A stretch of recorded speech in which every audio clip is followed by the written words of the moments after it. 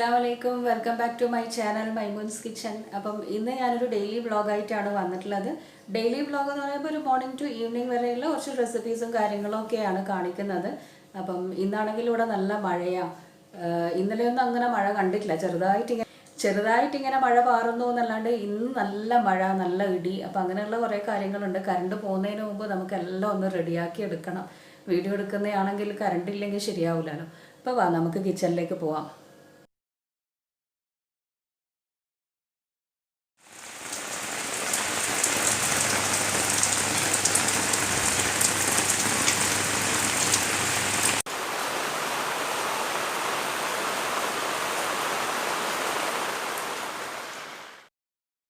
അപ്പം ഇന്നത്തേത് കുറച്ചൊരു healthy breakfast ആവാം അല്ലേ. അപ്പം ഞാനിന്ന് മുത്താറി ദോശയാണ് ഉണ്ടാക്കുന്നത്. ഇതിനു മുമ്പ് ഞാൻ ഈ ഒരു റെസിപ്പി വീഡിയോ പോസ്റ്റ് ചെയ്തിട്ടുണ്ട്. ഒരുപാട് ആളൊന്നും കണ്ടിട്ടേ ഇല്ല. ശരിക്കും പറഞ്ഞാൽ ഹെൽത്തിയാണ്, ഉണ്ടാക്കി നോക്കേണ്ട ഒരു സാധനം തന്നെയാണ്. അപ്പം ഞാൻ ഡിസ്ക്രിപ്ഷനിൽ ലിങ്ക് കൊടുക്കാം. എല്ലാവരും ഒന്ന് വീഡിയോ കാണണം കേട്ടോ. എന്നിട്ട് ഉണ്ടാക്കി നോക്കിയിട്ട് എന്നോട് അഭിപ്രായം പറ. മുത്താറി ദോശ, മുത്താറി പുട്ട് ഇതൊക്കെ നല്ല ഹെൽത്തി ആയിട്ടുള്ള ഒന്നാണ് അല്ലേ. അപ്പം നമ്മൾ പണ്ടേ വീട്ടിൽ ഉണ്ടാക്കുന്നതല്ലേ. അപ്പോൾ ആ ദോശ ഒരു എല്ലാവർക്കും ഇഷ്ടമാവുന്ന രീതിയിൽ ഞാനൊന്ന് ഉണ്ടാക്കിയെടുത്തതാണ്. പിന്നെ പ്രത്യേകിച്ചും കുട്ടികൾക്കൊക്കെ മുത്താറി ദോശ അല്ലെങ്കിൽ മുത്താറി പുട്ട് എന്നൊക്കെ പറയുമ്പോൾ കളർ കാണുമ്പോൾ തന്നെ അയ്യേന്ന് പറയും. അപ്പോൾ അങ്ങനെയുള്ള കുട്ടികൾക്ക് ഇങ്ങനെ ഒന്ന് ഉണ്ടാക്കി കൊടുത്തു കഴിഞ്ഞാൽ അവരും ഇഷ്ടത്തോടെ അങ്ങ് കഴിച്ചോളും. 1/2 ഗ്ലാസ് മുത്താറിയാണ് ഞാൻ എടുത്തത്. അതിപ്പം 1.5 മുതൽ 2 ഗ്ലാസ് വരെ വെള്ളം ഒഴിച്ചു കൊടുത്തിട്ട് 2 തവണയായിട്ട് അരച്ചെടുത്തിട്ടുണ്ട്. അരച്ചതിന് ശേഷം അത് നന്നായിട്ട് അരിച്ചെടുക്കണം. അരിച്ചെടുത്തിട്ട് ഇനി ചേർത്ത് കൊടുക്കാനുള്ളത് ആവശ്യത്തിനുള്ള ഉപ്പ് ചേർത്ത് കൊടുക്കാം. പിന്നെ 1-2 ടേബിൾ സ്പൂൺ മൈദപ്പൊടിയാണ് ഞാനിപ്പം ചേർത്തത്. മൈദപ്പൊടിക്ക് പകരം ഗോതമ്പ് പൊടി ചേർത്ത് കൊടുക്കാം. അപ്പോൾ ആദ്യം ചെയ്ത ആ വീഡിയോയിൽ ഞാൻ ഗോതമ്പ് പൊടിയാണ് ചേർത്ത് കൊടുത്തത്. ഗോതമ്പ് പൊടിയോ മൈദപ്പൊടിയോ അതൊക്കെ ഓരോരുത്തരുടെ ഇഷ്ടത്തിനനുസരിച്ചിട്ട് ചേർത്ത് കൊടുക്കാം.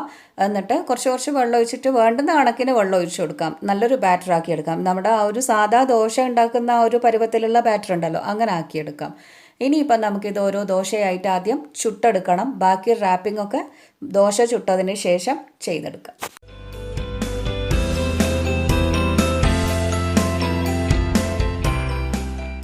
അപ്പം ഞാനിപ്പം അങ്ങനെ ഓരോ ദോശയായിട്ട് ഓരോ തവിയായിട്ട് ഒഴിച്ചു കൊടുത്തിട്ട് അങ്ങനെ ചുട്ടെടുക്കുന്നുണ്ട്.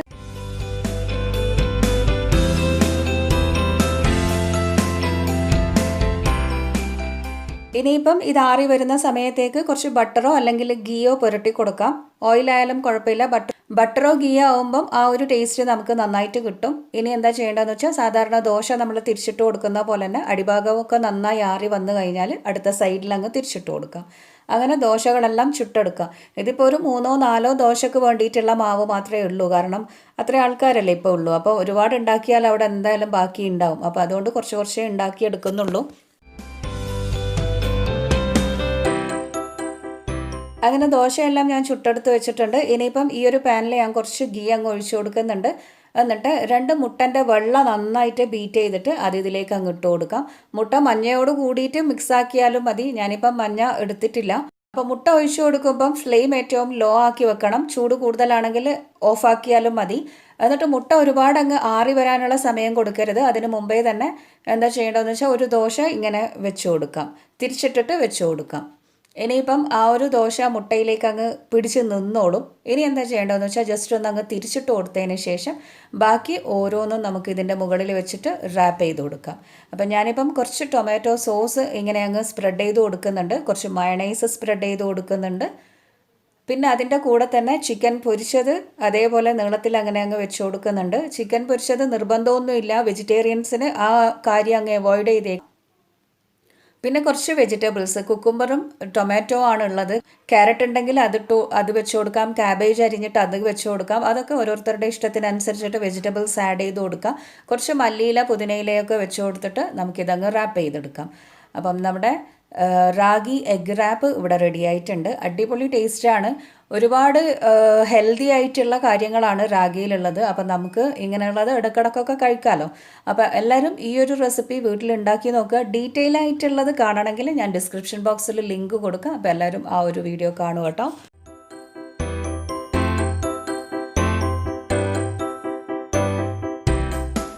അപ്പോൾ ഇതിനിടയ്ക്ക് പുറത്ത് നല്ല മഴയൊക്കെ പെയ്യുന്നുണ്ട്. നല്ല മൂടിക്കെട്ടിയ ഒരവസ്ഥയാണ്. ഫുൾ ലൈറ്റൊക്കെ ഇട്ടിട്ട് ഇരിക്കേണ്ടി വരും ഇനി അങ്ങോട്ട്. അപ്പം നമുക്ക് ചൂടോട് കൂടിയിട്ടുള്ള ഈ ഒരു റാഗി എഗ് റാപ്പ് കഴിക്കാം. നല്ല ചൂട് ചായൻ്റെ കൂടെ ഈ ഒരു ദോശയും കൂടി ആവുമ്പം അടിപൊളി ടേസ്റ്റാണ്. റാഗീൻ്റെ ആ ഒരു വല്ലാത്ത ടേസ്റ്റൊന്നും എന്തായാലും ഇതിന് കിട്ടൂല. എനിക്ക് ഒന്ന് പൊടിച്ചെടുക്കുമ്പം നല്ല കളറായിരിക്കും, അരച്ചെടുക്കുമ്പം ആ ഒരു കളറിന് കുറച്ചൊരു മങ്ങൽ വരും, അത്രയേ ഉള്ളൂ. നല്ല അടിപൊളി ടേസ്റ്റായിട്ടുള്ള നാസ്ത കഴിഞ്ഞു. ഇനിയിപ്പം നമുക്ക് ചോറിൻ്റെ കാര്യങ്ങളിലേക്ക് പോകണം. അപ്പം ഞാനിപ്പം കുറച്ച് പുയ്യാപ്പിള മീനുണ്ട്, അത് ഫ്രീസറിൽ നിന്ന് എടുത്ത് പുറത്ത് വെച്ചിട്ടുണ്ട്. പുയ്യാപ്പിള മീനെന്നാണ് നമ്മൾ ഇതിനെ പറയാൻ. ഇതിനെന്താ നിങ്ങൾ പറയാ? ഇതിപ്പം ഉപ്പിലിട്ട് വെച്ചിട്ടുള്ള ചാമ്പക്കയാണ്. ഇവിടെ മരത്തിൽ കുറേ ഉണ്ടായ സമയത്ത് ഇങ്ങനെ എടുത്തിട്ട് ഉപ്പിലിട്ട് വെച്ചതാണ്. ഉപ്പും മുളകും ഇട്ട് കുറേ അങ്ങനെ തിന്നും, പിന്നെ ബാക്കിയുള്ളത് ഇതേപോലെ എടുത്ത് ഉപ്പിലിട്ട് അങ്ങ് വെച്ചതാണ്. ഫ്രിഡ്ജിൽ ഇപ്പോൾ ഒരു 1.5 മാസമൊക്കെ ആയി. ഫ്രിഡ്ജിൽ വെച്ചതുകൊണ്ട് തന്നെ പ്രത്യേകിച്ച് കേടായിട്ടൊന്നുമില്ല, നന്നായിട്ട് ഉപ്പൊക്കെ പിടിച്ചിട്ടുണ്ട്. അപ്പം അച്ചാറിടാനെന്നും പറഞ്ഞിട്ട് ഉമ്മ കുറേ ആയിട്ട് അങ്ങനെ വെച്ചതാണ്. ഇനി ഒന്ന് നന്നായി ഉപ്പൊക്കെ പിടിച്ചിട്ട് അച്ചാറിടാമെന്നും പറഞ്ഞിട്ട് മാറ്റി വെച്ചതായിരുന്നു ഫ്രിഡ്ജിൽ. അപ്പോൾ ഒന്ന് ഫ്രിഡ്ജ് പരതിയപ്പം ഇത് കണ്ടപ്പോൾ ഞാൻ പറഞ്ഞെന്നാൽ പിന്നെ നമുക്ക് ഇത് വെച്ചിട്ടൊരു പച്ചടി ഉണ്ടാക്കാമെന്ന്. നല്ല ടേസ്റ്റാണ് കേട്ടോ പച്ചടി. അപ്പം അതിൽ നിന്ന് ഞാൻ കുറച്ച് ഇങ്ങോട്ട് എടുത്ത് മാറ്റിയിട്ടുണ്ട്. നല്ല ഡ്രൈ ആയിട്ടുള്ള സ്പൂണാണ് ഞാൻ ഇട്ട് കൊടുത്തത്, കാരണം അച്ചാറിന് വേണ്ടിയിട്ട് നമ്മൾ എടുത്ത് വെച്ചതല്ലേ. അപ്പോൾ അത് നനവൊക്കെ തട്ടുമ്പോൾ പൂപ്പൽ പിടിച്ചു പോകണ്ട, അതുകൊണ്ട് കുറച്ച് മാത്രം എടുത്തിട്ട് പെട്ടെന്ന് തന്നെ ബാക്കിയുള്ളത് ഞാൻ ഫ്രിഡ്ജിൽ മാറ്റി വെച്ചിട്ടുണ്ട്. ഇതിപ്പം നമുക്ക് ഇനി ഒന്ന് വേവിച്ചെടുക്കണം. അപ്പം ചാമ്പക്ക വേവിക്കാനായിട്ട് ഞാനിപ്പോൾ ഒരു പാത്രത്തിലേക്ക് ഇട്ട് കൊടുക്കുന്നുണ്ട്. സാധാരണ നമ്മൾ പച്ചടിക്ക് എടുക്കുന്ന വെജിറ്റബിൾസൊക്കെ ഒന്ന് വേവിച്ചെടുക്കുമല്ലോ, അതേപോലെ തന്നെ ഇതും ഒന്നങ്ങ് വേവിച്ചെടുക്കാം. അപ്പം ഞാനൊരു പാത്രത്തിലേക്ക് അങ്ങ് ഇട്ട് കൊടുത്തിട്ടുണ്ട്. പിന്നെ ഇതിലേക്ക് ഉപ്പ് ചേർത്ത് കൊടുക്കണം. ഫ്രഷ് ആയിട്ടുള്ള ചാമ്പക്കയാണെങ്കിൽ ഞാനിപ്പോൾ ഓൾറെഡി ഉപ്പിലിട്ട് വെച്ചത് കൊണ്ട് ഉപ്പ് ചേർത്ത് കൊടുത്തിട്ടില്ല. പിന്നെ എരിവിന് വേണ്ടിയിട്ടുള്ള പച്ചമുളക് ഞാൻ 2 എടുത്തിട്ടുണ്ട്. ഒരു 1/4 ഗ്ലാസ്സോളം വെള്ളം കൂടെ ഒഴിച്ചു കൊടുത്തിട്ട് നന്നായിട്ട് ഇത് മിക്സാക്കിയതിന് ശേഷം ഒന്നങ്ങ് വേവിച്ചെടുക്കാം. അപ്പോൾ ഇങ്ങനെ കണ്ടപ്പോൾ ഉമ്മ ചോദിച്ചത് പച്ചടിയിൽ ഇത്ര നീളത്തിൽ പച്ചമുളകൊക്കെ അരിഞ്ഞിട്ടൊന്ന് വട്ടത്തിൽ അരിഞ്ഞാൽ പോരേ എന്നുള്ളത്. അപ്പോൾ വീണ്ടും ഞാനത് എടുത്തിട്ടൊന്ന് വട്ടത്തിൽ അരിഞ്ഞ് വെച്ചിട്ടുണ്ട്. ഇനിയിപ്പോൾ ഇത് നന്നായി മിക്സാക്കിയതിന് ശേഷം ഒന്നങ്ങ് വേവിച്ചെടുക്കണം. അപ്പോൾ ഒരു വെള്ളം പറ്റുന്ന കണക്കിനങ്ങ് വേവിച്ചെടുത്താൽ മതി. ഒരുപാട് വേവൊന്നും എന്തായാലും ചാമ്പക്കൊക്കെ വേണ്ടി വരില്ല. അപ്പോൾ നമുക്കിത് അടുപ്പിലേക്ക് വെക്കാം, നന്നായി വേവിച്ചെടുക്കാം. അപ്പോൾ അത് വേവുന്ന സമയത്തേക്ക് ഞാനിപ്പം തേങ്ങ ഒന്ന് അരച്ചെടുക്കുന്നുണ്ട്. എന്തായാലും ഇടിയൊക്കെ വരുന്നുണ്ട്, കറണ്ട് പോവുമോ എന്ന് പറയാൻ പറ്റില്ല. അപ്പോൾ കുറച്ച് തേങ്ങ എടുത്തിട്ടുണ്ട്. അതിലേക്ക് ഒരു 1/2 ടീസ്പൂൺ ചെറിയ ജീരകവും കുറച്ച് കടുകും ഇട്ട് കൊടുത്തിട്ടുണ്ട്. കടുക് ചിലർക്കൊന്നും ഇഷ്ടമാവണമെന്നില്ല, ഇഷ്ടമില്ലാത്ത ആൾക്കാർ അതങ്ങ് അവോയ്ഡ് ചെയ്തേക്കാം. ഞാനിപ്പോൾ എനിക്ക് കുറച്ച് ഇഷ്ടമാണ്, അപ്പോൾ അതൊരു കുറച്ച് മാത്രമേ ചേർത്തിട്ടുള്ളൂ. ശരിക്കും പറഞ്ഞാൽ ഒരു 5-8 മണി മാത്രമേ കടുക് ചേർത്ത് കൊടുത്തിട്ടുള്ളൂ. പിന്നെ ഇത് നന്നായി ഒന്ന് പൊടിച്ചെടുത്തിട്ട് അരയാൻ ആവശ്യത്തിനുള്ള വെള്ളം മാത്രം ഒഴിച്ചു കൊടുത്തിട്ട് അങ്ങനെ അരച്ചെടുത്ത് വെച്ചിട്ടുണ്ട്. കുറച്ചൊരു 1/4 ഗ്ലാസ്സൊക്കെ വെള്ളം ഒഴിച്ചു കൊടുത്തിട്ട് അരച്ചെടുത്താൽ മതി. ഇതിപ്പോൾ നല്ല ഫൈനായിട്ട് അരച്ചെടുത്തിട്ടുണ്ട്. ഇനിയിപ്പം വെന്ത് വന്നിട്ടുള്ള ചാമ്പക്കയിൽ ഇതങ്ങ് ഇട്ട് കൊടുക്കാം. അപ്പോഴേക്കും നമ്മുടെ ചോറിനുള്ള വെള്ളം ഞാൻ അവിടെ അടുപ്പിൽ വെച്ചിട്ടുണ്ട്. നമ്മുടെ ചാമ്പക്കയും നന്നായി വെള്ളമൊക്കെ വറ്റി വെന്ത് വന്നിട്ടുണ്ട്. ഇനിയിപ്പോൾ ഇതിലേക്ക് നമ്മൾ അരച്ച് വെച്ചിട്ടുള്ള ആ ഒരു തേങ്ങ പേസ്റ്റ് അങ്ങ് ഇട്ട് കൊടുക്കുക. എന്നിട്ട് നന്നായി ഒന്നങ്ങ് തേങ്ങ മിക്സാക്കിയിട്ട് ഒന്ന് തിളപ്പിച്ചെടുക്കണം. ആ തേങ്ങ എല്ലാത്തിലും ഒന്ന് പിടിച്ച് ആ ഒരു തേങ്ങൻ്റെ ഒരു പച്ചമണം ഉണ്ടല്ലോ, അതൊക്കെ മാറുന്നത് വരെ ജസ്റ്റ് ഒന്ന് നന്നായി ഒന്ന് തിളപ്പിച്ചെടുക്കാം.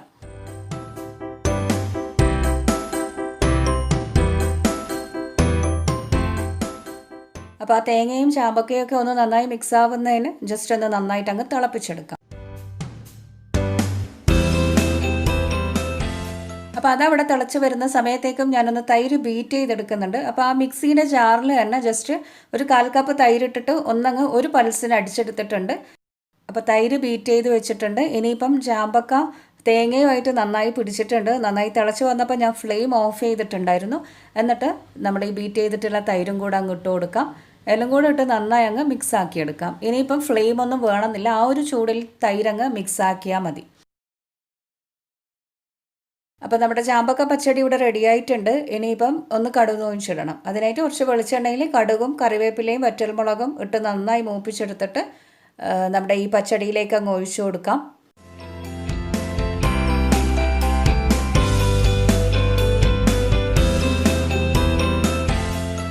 അങ്ങനെ താളിപ്പ് ഞാൻ അങ്ങ് ഒഴിച്ചു കൊടുത്തിട്ടുണ്ട്. പിന്നെ ഇതിലേക്ക് ഞാൻ ഒട്ടും തന്നെ ഉപ്പ് ഇപ്പം ചേർത്ത് കൊടുത്തിട്ടേ ഇല്ല, കാരണം ഓൾറെഡി ചാമ്പക്ക നമ്മൾ ഉപ്പിലിട്ട് വെച്ചത് കൊണ്ട് തന്നെ ആ ഉപ്പൊക്കെ നന്നായിട്ട് പിടിച്ചിട്ടുണ്ട്. അപ്പോൾ പ്രത്യേകിച്ച് ഇനി ഒരു ഉപ്പിൻ്റെ ആവശ്യമില്ല. പിന്നെ ഫ്രഷ് ആയിട്ട് എടുക്കുന്ന ചാമ്പക്കയൊക്കെ ആണെങ്കിൽ കുറച്ച് ഉപ്പ് ചേർത്തിട്ട് വേണം നമ്മൾ വേവിച്ചെടുക്കാൻ. ഇനിയിപ്പം നമ്മുടെ ചാമ്പക്ക പച്ചടി റെഡി ആയിട്ടുണ്ട്. ഇനി നമുക്ക് അടച്ച് വെക്കാം. ബാക്കിയുള്ള കുറച്ച് കാര്യങ്ങളും കൂടെ ചെയ്യാനുണ്ട്.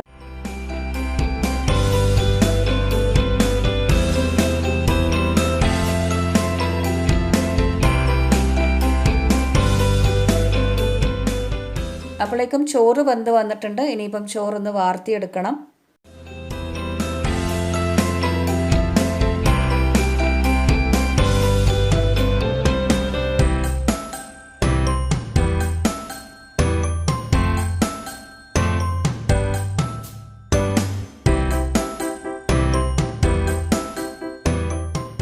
അപ്പോൾ ഇനിയിപ്പം മീൻ പൊരിച്ചെടുക്കണം. അപ്പോൾ ഈ ഒരു മീൻ, പുയ്യാപ്പിള മീൻ പൊതുവേ പൊരിക്കാനോ അല്ലെങ്കിൽ ഇങ്ങനെ മസാല ഉണ്ടാക്കാനോ ഒക്കെ നല്ല ടേസ്റ്റ് ഉണ്ടാവുള്ളൂ. അല്ലാണ്ട് മീൻ മുളകിടാൻ അത്ര ഒരു ടേസ്റ്റ് കിട്ടാറില്ല. അതുകൊണ്ട് മുളകിടുന്നില്ല. ഇതിപ്പം പൊരിക്കാനാണ് എടുത്തു വെച്ചത്. മീൻ പൊരിക്കാൻ വേണ്ടിയിട്ടൊരു 3-4 എടുത്തിട്ടുണ്ട്. അതൊന്ന് വരഞ്ഞ് വെക്കാം. പിന്നെ ഒരു പേസ്റ്റ് റെഡിയാക്കണം. അപ്പോൾ അതെന്തൊക്കെയാണെന്ന് വെച്ചാൽ, ഒരു ബൗളിലേക്ക് ഞാനിപ്പം കുറച്ച് ഉപ്പും കുറച്ച് കുരുമുളക് പൊടിയും മഞ്ഞൾപ്പൊടി, മുളക് പൊടി എന്നിവ ഇട്ട് കൊടുത്തിട്ടുണ്ട്. ഇനി ഇതിലേക്ക് കുറച്ച് വെളിച്ചെണ്ണ ഒഴിച്ചു കൊടുക്കാം. വെളിച്ചെണ്ണയോ അല്ലെങ്കിൽ ഓയിലോ ഒഴിച്ചു കൊടുത്തിട്ട് മിക്സാക്കി കഴിഞ്ഞാൽ നമ്മുടെ ഈ ഒരു മസാല മീനിൽ നന്നായിട്ട് അങ്ങ് പിടിച്ച് നിന്നോളൂ, വേറിട്ട് നിൽക്കൂല. പിന്നെ കുറച്ച് വെള്ളം ഒഴിച്ചിട്ട് നല്ലൊരു പേസ്റ്റാക്കി എടുക്കാം. എന്നിട്ട് ഇതിലേക്ക് മീനിട്ട് കൊടുത്ത് മിക്സാക്കിയിട്ട് കുറച്ച് സമയം ഒന്ന് അവിടെ മാരിനേറ്റ് ചെയ്തിട്ട് വെക്കാം. അപ്പം നമ്മുടെ മുളകിൻ്റെ പേസ്റ്റ് റെഡി ആയിട്ടുണ്ട്. അതിലേക്ക് ഓരോ മീനായിട്ട് ഇട്ട് നന്നായി അങ്ങ് മിക്സാക്കി എടുക്കാം. നന്നായിട്ട് ആ മീനിൽ എല്ലാ ഭാഗത്തും ഉള്ളിലുമൊക്കെ തേച്ച് പിടിപ്പിച്ച് കൊടുക്കണം. എന്നിട്ട് നമുക്കിതങ്ങ് പൊരിച്ചെടുക്കാം. അപ്പം ഞാനിപ്പം കുറേ സമയമൊന്നും മാരിനേഷന് വെക്കുന്നില്ല, കാരണം കറണ്ട് പോകുന്നതിൻ്റെ ആ ഒരു ടെൻഷൻ ഉണ്ട്. അപ്പോൾ അതുകൊണ്ട് പെട്ടെന്ന് തന്നെ പൊരിച്ചെടുക്കുകയാണ്. ഇനിയിപ്പോൾ ഒരു അയൺ കടായി ഞാനിപ്പോൾ അടുപ്പിൽ വെച്ചിട്ടുണ്ട്. നന്നായി ചൂടായി വന്നപ്പം കുറച്ച് ഓയിൽ അങ്ങ് ഒഴിച്ചു കൊടുത്തിട്ടുണ്ട്. അതിലേക്ക് കുറച്ച് ഓയിൽ ഒഴിച്ചു കൊടുത്തിട്ട് കുറച്ച് കറിവേപ്പില ഇട്ട് മൂപ്പിച്ചെടുക്കാം. പിന്നെ ഈ മാരിനേറ്റ് ചെയ്ത് വെച്ചിട്ടുള്ള മീനും കൂടെ അങ്ങ് ഇട്ടിട്ട് പൊരിച്ചെടുക്കാം. അപ്പോൾ എണ്ണയിലേക്ക് ഇട്ട് കൊടുത്തു കഴിഞ്ഞാൽ പിന്നെ ഏറ്റവും ലോ ഫ്ലെയിമിൽ വെച്ചിട്ട്, ഒരു മീഡിയം ലോ ഫ്ലെയിമിൽ വെച്ചിട്ട് പൊരിച്ചെടുക്കുന്നതായിരിക്കും നല്ലത്. അതാകുമ്പം നന്നായിട്ട് ആ ഒരു മസാലയൊക്കെ നന്നായിട്ട് പൊരിഞ്ഞ് വരും. ഇതിപ്പം ഇന്നലെ ഉണ്ടാക്കിയ സാമ്പാറാണ്. അപ്പം ഞാൻ ഫുൾ എടുക്കാണ്ട് കുറച്ച് കടു തൂങ്ങിക്കാണ്ട് ബാക്കി അങ്ങ് ഫ്രിഡ്ജിൽ വെച്ചത്. അത് നമുക്കിപ്പോൾ എടുത്തൊന്നങ്ങ് കടു തൂങ്ങിച്ചെടുക്കണം. അപ്പം ഞാനതെടുത്ത് പുറത്ത് വെച്ചിട്ടുണ്ട്.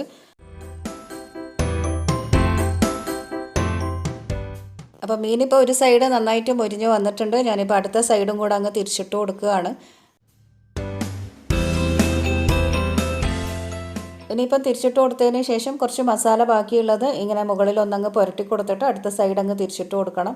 അപ്പം മസാലയൊക്കെ നന്നായിട്ട് പിടിച്ച് വന്ന് പൊരിച്ചെടുക്കുമ്പം അടിപൊളിയായിരിക്കും.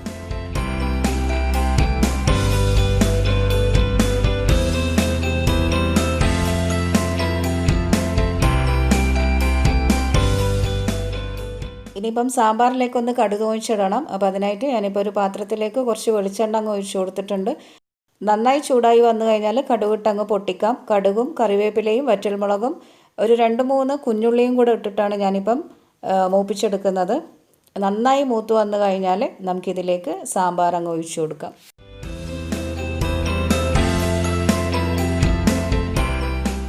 അപ്പോൾ ഈ സാമ്പാറിൻ്റെ ഒരു ഡീറ്റെയിൽഡ് വീഡിയോ ഞാൻ ഇതിനു മുമ്പ് വീഡിയോ പോസ്റ്റ് ചെയ്തിട്ടുണ്ട്. അപ്പോൾ ആ ഒരു ലിങ്ക് ഞാൻ ഡിസ്ക്രിപ്ഷനിൽ കൊടുക്കാം. എല്ലാവരും വീഡിയോ കാണണേ.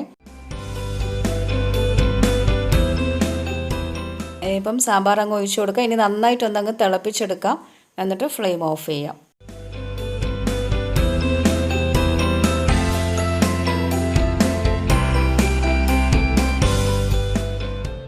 അപ്പോൾ സാമ്പാർ അവിടെ തിളച്ച് വരുന്ന സമയത്തേക്ക് ഇതാ മീൻ നന്നായിട്ട് പൊരിഞ്ഞ് വന്നിട്ടുണ്ട്. ഞാനിപ്പം അടുത്ത സൈഡും കൂടെ അങ്ങ് തിരിച്ചിട്ട് കൊടുത്തിട്ടുണ്ട്.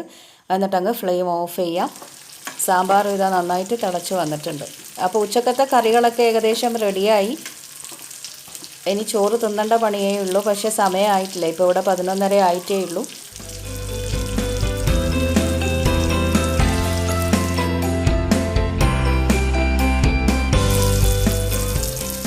അങ്ങനെ 11:30 ആകുമ്പോഴേക്കും ചോറും കറികളും പൊരിച്ചതും ഒക്കെ റെഡിയായിട്ടുണ്ട്. അപ്പോൾ പച്ചടി ആയതുകൊണ്ട് പ്രത്യേകിച്ച് വറവൊന്നും ഞാൻ ഉണ്ടാക്കിയിട്ടില്ല.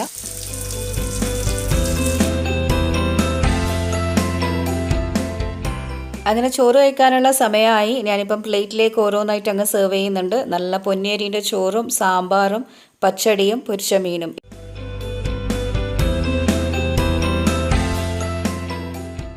ഇതിൻ്റെ കൂടെ പപ്പടം കൂടി ഉണ്ടെങ്കിൽ അടിപൊളിയായി. പക്ഷേ പപ്പടം ഇല്ല.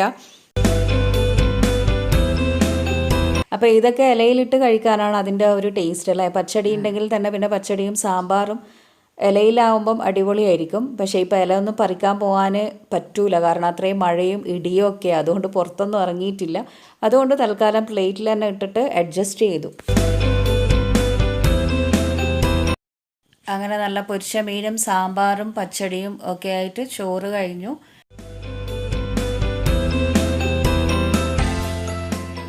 അപ്പോൾ ഇന്ന് കാണിച്ച പച്ചടി എല്ലാവർക്കും ഇഷ്ടമായോ? വീട്ടിലൊന്ന് ട്രൈ ചെയ്ത് നോക്കണം. നല്ല അടിപൊളി ടേസ്റ്റാണ്.